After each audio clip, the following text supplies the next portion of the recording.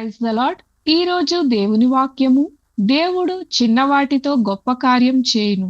అతడు గాడిద యొక్క పచ్చిదవడ ఎముకను కనుగొని చేయి చాచి పట్టుకొని దాని చేత 1000 మంది మనుషులను చంపెను. న్యాయాధిపతులు 15వ అధ్యాయము 15వ వచనం. ఈ వాక్యంలో సంసోను జీవితంలో దేవుని శక్తి ఎలా పనిచేస్తుందో చూస్తాం. సాధారణంగా విలువలేనిదిగా కనిపించే ఒక గాడిద దవడ ఎముకను దేవుడు గొప్ప ఆయుధంగా ఉపయోగించాడు. దీని ద్వారా మనకు ఒక గొప్ప సత్యం తెలుస్తుంది. దేవుడు చిన్నదానిని కూడా గొప్ప కార్యాలకు ఉపయోగించగలడు. మన ప్రతిభ, మన శక్తి, మన సామర్థ్యం మన దగ్గర ఉన్నవి చిన్నవిగా అనిపించినా కానీ దేవుని చేతిలో ఉన్నప్పుడు అది శక్తివంతమైన సాధనం అవుతుంది.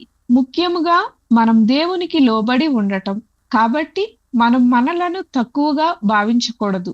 దేవునికి అర్పించబడిన జీవితం ద్వారా ఆయన అద్భుత కార్యాలు చేయగలడు.